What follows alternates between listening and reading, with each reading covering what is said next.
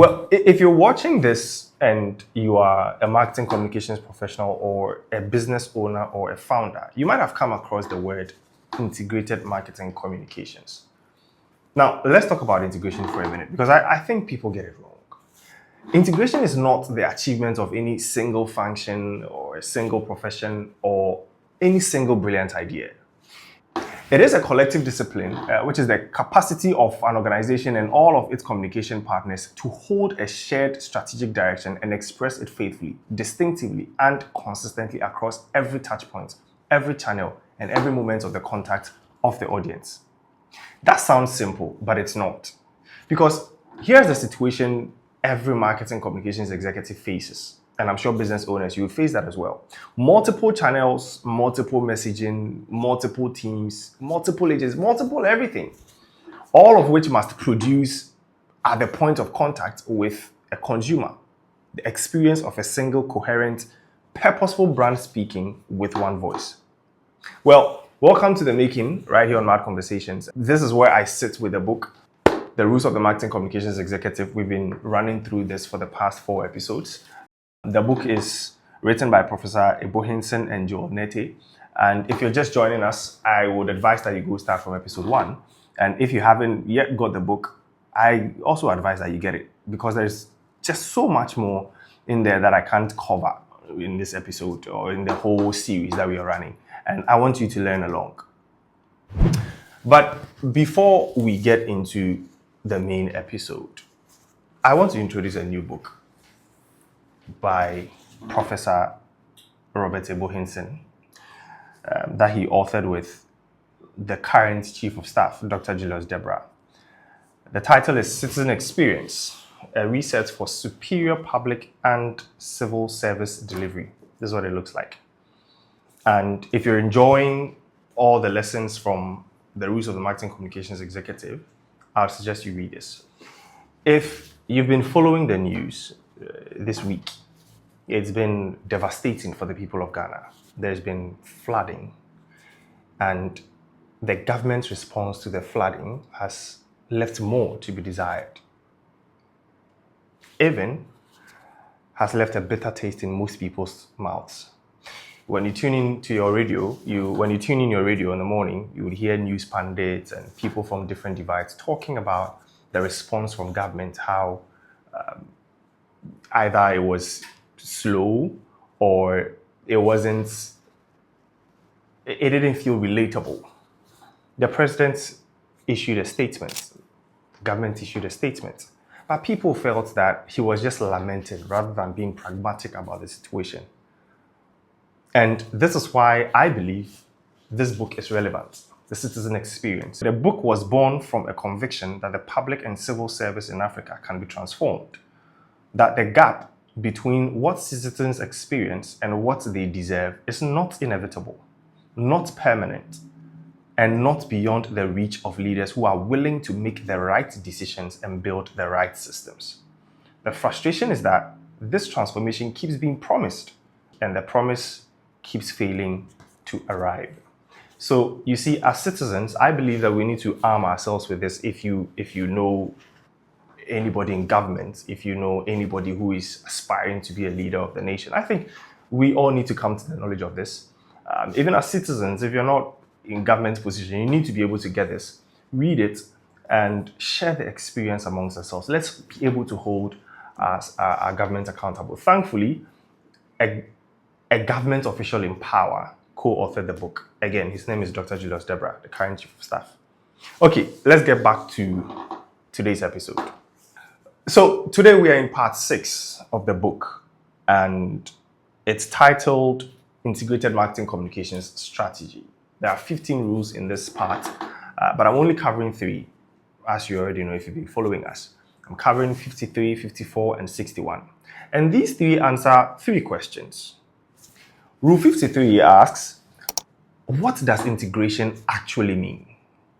Rule 54 is asking us another question, which is, why is it so hard to achieve? And 61 asks, how should the communication in itself be achieved so that it doesn't work against the human brain, but it works with it? So coherence, alignment, and narrative.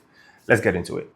Rule number 53 Integration is not omnipresence, it is coherence.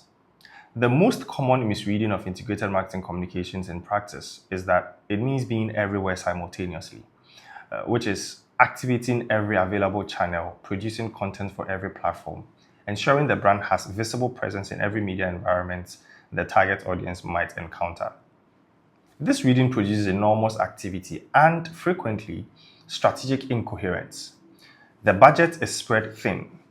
The creative energy is dissipated across too many executions to maintain consistent quality. The brand is visible in many places, saying slightly different things in each, leaving the consumer with a diffuse and unresolved impression rather than a clear and compelling one. The channels are selected in service of a strategic purpose. They are never the purpose themselves.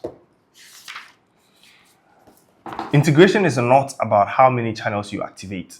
It is about whether every channel you activate is saying the same strategic thing. Build coherence. The reach will follow. Before I give you my perspective of this rule, let me take you somewhere quite unexpected. The book I'm breaking down with you is by Professor Hinson and Nettey, but there is another book, Integrated Marketing Communications by Don Schultz, Robert Ladebon, and Stanley Tannenbaum. The book traces the origin of integrated marketing communications as far back as World War II. Schultz argues that the first true integrated marketing communications program may have been the massive propaganda campaign that overcame lingering American doubts about foreign involvement and enlisted every man, woman, and a child in the war effort. Every media element that existed at the time, and a few that were specially invented, had one single theme: defeat the Axis powers. So newspapers, radio, newsreels in movie theaters, posters, billboards, comic books, cereal boxes, even classrooms, every printed surface, every moving image, every sound source, all saying the same thing. And the result? It wasn't just awareness. It was a change in behavior. Young men lined up to join the army.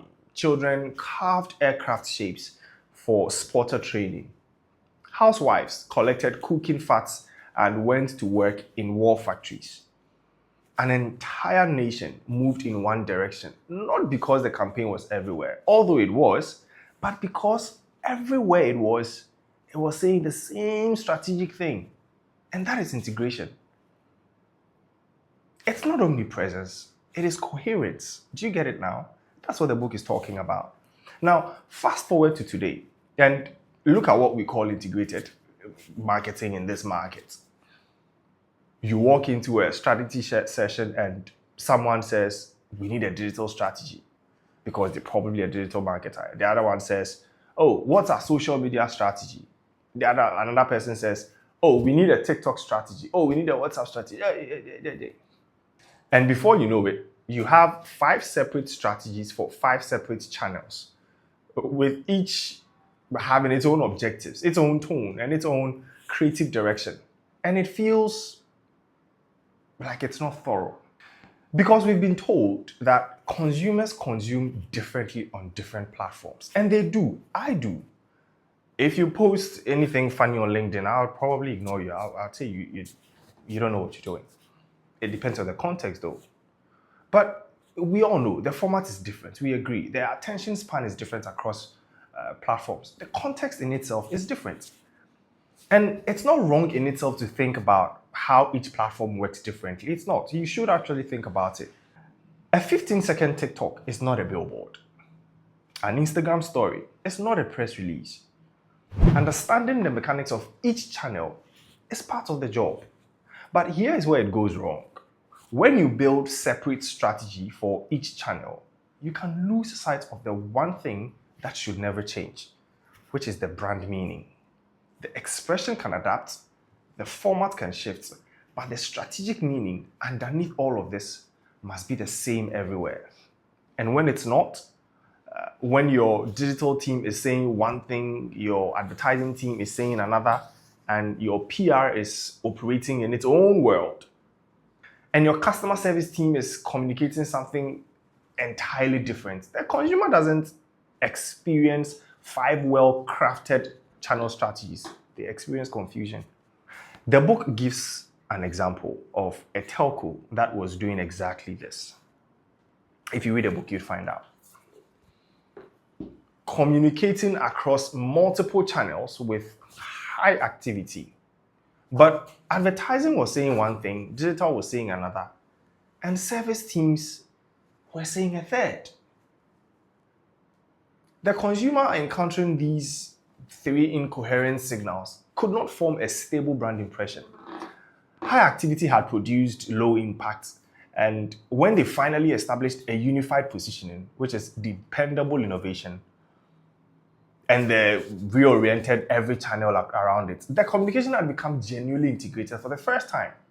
Not because they added new channels, but because existing channels were finally saying the same thing. Think about the difference between the telco and the World War II campaign. In 1942, every channel, from newspapers to cereal boxes, was unified under one theme. In 2024, a telco with a fraction of the complexity couldn't get 3 teams to say the same thing. The tools have gotten better. The discipline has gotten worse. That's the distinction the book is making. Integration is not about how many channels you activate. It's really about whether every channel you activate is working towards the same strategic meaning. A campaign in 3 channels with perfect alignment is more integrated than a campaign in 12 channels where each channel is doing its own thing. And here's a line from the book that I want you to hold on to. The channels are selected in service of the strategic purpose. They are never the purpose themselves.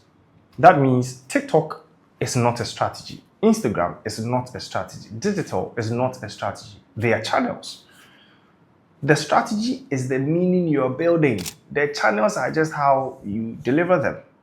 So the next time someone in a room says, or as a business owner, someone comes to you and says, we need a TikTok strategy, the right response is, what's the brand strategy that TikTok needs to express? If you can't answer that, you don't need a TikTok strategy. You need a brand strategy instead.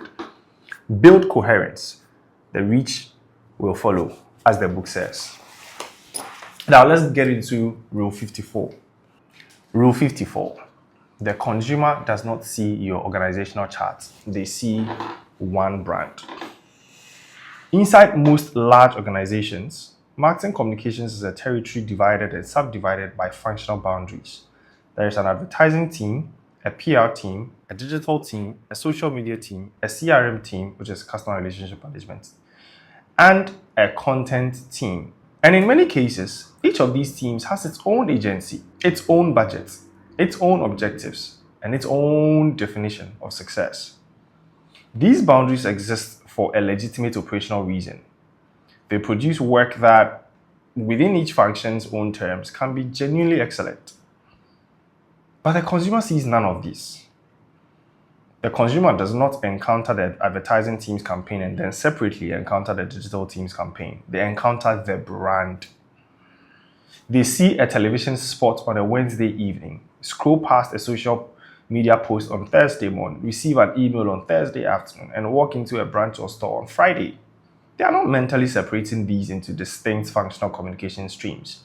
They are assembling them into a single accumulated impression of what this brand is, what it stands for, and whether it can be trusted. The consumer assembles all communications into one impression of one brand. Make sure every team that contributes to that impression knows what it is supposed to be building.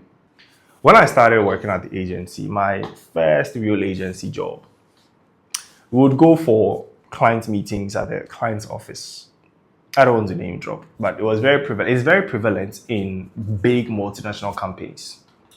And I remember walking into these meetings for big campaigns and seeing a room full of people from different agencies.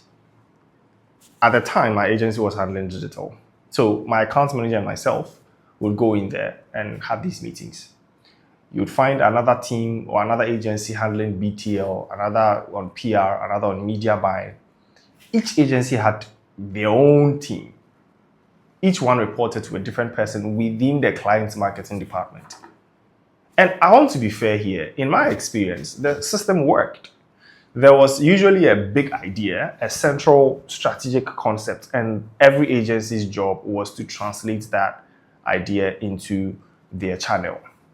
Digital expressed it one way, BTL expressed it another way, PR expressed it another way, but the core meaning was the same.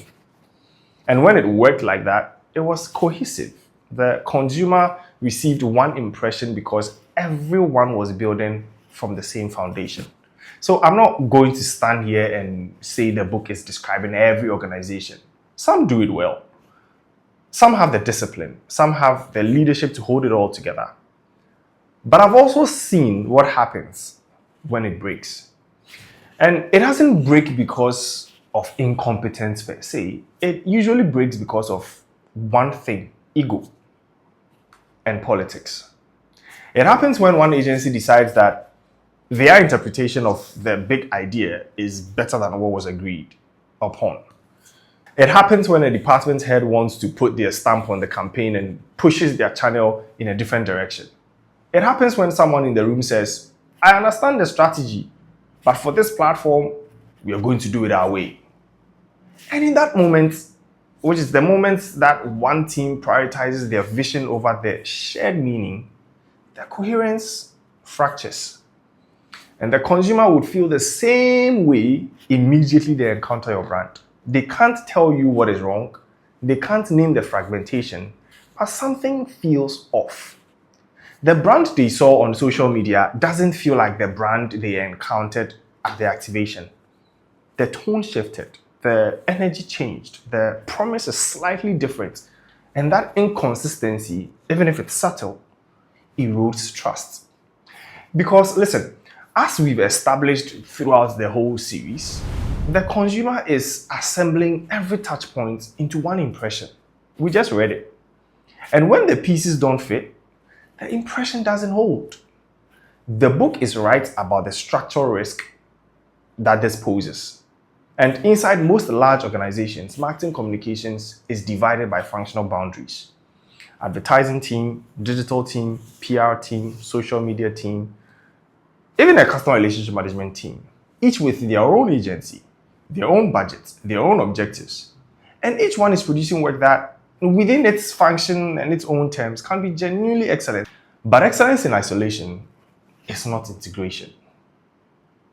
If nobody is managing the overall impression, if nobody in the room has the authority and the discipline to say, "This doesn't align with the big idea, let's take it back," then you get what the book is describing. 4 good pieces of work that the customer would experience as 4 incoherent signals. And sometimes it may come off as noise. And incoherence is not neutral. Let's get it straight. The book is clear about this. The consumer's assembled impression of 4 slightly different messages is not the average of 4 communications. It is confusion. And confusion actively erodes the brand's ability to build the kind of stable, trustworthy meaning that drives preference. So it comes down to this. The architecture can work, multiple agencies, multiple touch points, one brand. It's not inherently broken, but it only works when every person in that room puts the big idea above their ego. When every agency translates faithfully instead of interpreting freely. And when someone on the client side has the authority and the backbone to hold the coherence together. The consumer assembles all your communications into one impression of one brand. Make sure that every team that contributes to that impression knows what it is supposed to be building. And make sure that nobody in the room is building something else because they think they know better than anybody. Ego is the enemy. Let's get into the last rule, rule number 61. Rule 61. Narrative is not a creative preference. It is cognitive necessity. The human brain is not optimized for processing information in lists, specifications, or abstract claims. It is optimized through millions of years of evolutionary development and thousands of years of cultural practice. That is for processing information in the form of stories. Narrative is not one way among many of organizing communication. It is the way the human mind naturally makes sense of experience, forms memories, constructs identity, and transfers meaning between people. The campaign that delivers information through narrative is working with the brain's architecture. The campaign that delivers information through pure rational arguments or future enumeration is working against it. Every brief should ask, where is the story here? Not as a creative decision, but as a strategic one. What is the transformation this audience is experiencing or aspiring to? And what is the tension they are navigating? What is the role the brand plays in moving them from the one to the other? These are story questions. Answer them and the brief will generate creative work that moves people because it is aligned with how people actually process meaning. Narrative is how human beings make sense of experience. The campaign that delivers information as story is working with the brain's architecture. The one that delivers it as specification is working against it. You know, when I read this rule, it reminded me of our season one episode, one of our season one episodes. And it is the one with Abeiku. You can check it out in the description below. She said something that I think every marketer needs to hear. And in fact, if you're a business owner, you need to hear this as well. People don't care about your product. Do you know what they care about? They care about how you make them feel about your product. These are two different things. Who focus on selling the specifications than leaving a memory and then also hitting the emotions of the people who are like, okay, too aggressive, sales driven jingles, which filled woefully. Did it teach you that people don't really care about your product? Yes, it's actually made me realize that. Yeah, they care about how you make them feel about your product. And she didn't say it as a theory. She said it as someone who has lived it. Not once, not twice, 3 times. She was working with Tecno. You know Tecno, the phone brand. And at the time, Tecno had a perception problem. People knew it as a feature phone. Most didn't even know that they made smartphones.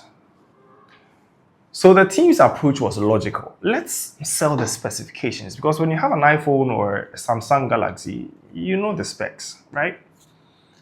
So they created jingles. They said, let's sell the specifications. Let's show people what this phone can do. Their jingles were product-heavy jingles. I'm not going to sing it, but essentially what it lined up was Common 16, that's the name of the brand, 64 gigabytes, this camera, that battery capacity, all of that. They had a mascot dancing, and all of that. It works.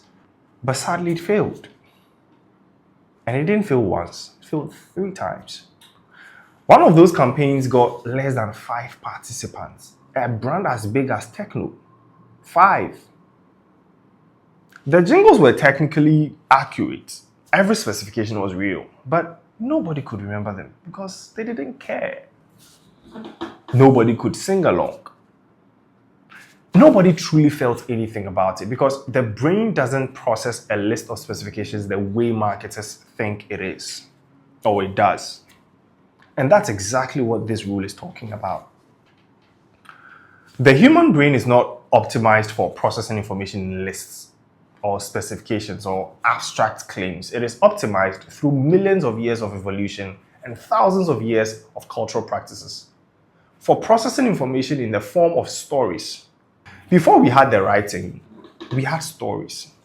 Before we had schools, we had griots sitting under trees. Before we had PowerPoint presentations, we had elders passing down everything a community needed to know through a narrative. And as the same says, you remember? That's the architecture. And you can either work with it or work against it. The choice is yours. But Tecno specification jingles were really working against them. The brain heard 64 gigabytes RAM and processed it rationally, critically, and sadly, forgettably. Because that's what the brain does with specifications. It evaluates them like claims on a spreadsheet. People want to be in touch with nature. And in the market where every competitor is shouting similar specs or people know the specs of your competitor, There's nothing to do. There's nothing to hold on to. No emotion, no story, no memory. When you think of the big brands, you didn't buy the phone you're using because it had 256 gigabytes. You didn't buy an iPhone because the camera was, most of us didn't buy an iPhone because the camera was high spec. So Abeiku changed their approach. After the campaign failed, the jingle campaign failed, the spec heavy jingle campaign failed, she took a trending Stonebwoy song, We Move, and instead of stuffing it with every specification, she stripped it down to almost nothing. Just super powerful camera and the model name, because people must know that it is Come On 16. That's it. 2 product references in the entire song. Everything else, a feeling, energy, movement. You know what's interesting? She wrote the script herself. She wrote the script that fits Stonebwoy's natural style and attached a dance campaign to it. And she let the audience participate. Remember I told you how the previous campaign received only 5 participants. For this, the result was staggering. They anticipated 10 million impressions, because it's Stonebwoy, right? Do you know what they got? 200 million. They were expecting 100 campaign entries because, come on, you were from 5. You don't get ahead of yourself. So they didn't even say 500. They said, 100 should be good. They got over 5,000. And here's what matters the most. The facts about the phone didn't change. It was the same Come On 16. Not a single specification was different between the jingle that failed and the song that exploded. The camera was the same, the battery was the same, the RAM was the same. What changed was the frame. What changed was the narrative. The information went from specification to a story. It went from abstract to felt. And from something the brain evaluates to something that the brain experiences. The book says when a person enters the state of narrative transportation, when they are immersed in a story's progression, they engage emotionally and cognitively at the same time. They lower their critical resistance. They're not too resistant to it. Their attention goes toward what happens next, not necessarily toward evaluating the claims being made. And the memories they form are more durable and more emotionally charged than the memories that are formed through the factual exposure. That's exactly what the Stonebwoy campaign did for them. People weren't critically evaluating Tecno specifications. They were just dancing, they were having fun, they were singing. Because they felt something. Because their brain was experiencing something. They were participating in something that felt good. We all want to feel good. It's why we take vacations, don't we? And in the middle of that feeling, the brand embedded itself. Not through an argument, but through experiences. Tecno went from outside the top 20 smartphone brand in the market to the top 3 within the same season. Not because the product changed, but because the story changed. Think about what that means for your work as a marketing communications professional. How many campaigns in this market are still leading with specifications? Fastest network, lowest rates, best coverage, 4 gig RAM, we hear all of those. Those are claims. And in fact, in Germany, you can't even do that. So we'll talk about that later. They are not stories. And the brain would process them as just claims, critically, skeptically, and, like I said, forgettably. The book says that every brief should be asked one simple question. Where is the story here? And you shouldn't ask it as a creative device or a creative decision. You should ask it as a strategic one. What is the transformation? What is the transformation that we want the audience to experience? What is the tension that they are navigating? What is the role that the brand plays in moving them from one to the other? Answer those questions, and the brief will generate work that moves people because it is aligned with how people actually process meaning. If a campaign that delivers information as story is working with the brain's architecture, the one that delivers it as specification is working against it. So what is part 6 really telling us? Let's bring it all together. Integration is not about being everywhere. It is about being coherent everywhere you choose to be. So nobody is saying, oh, choose 3 channels, choose 4 channels. You can choose all 16 channels if your budget allows you, right? But that coherence doesn't happen by accident. It requires every team, every agency, every function to be building toward the same impression. For medium and small scale enterprises, you might have a lean team, but even within that, you still need to apply this. Because the consumer doesn't see your organizational chart. What they see is one brand.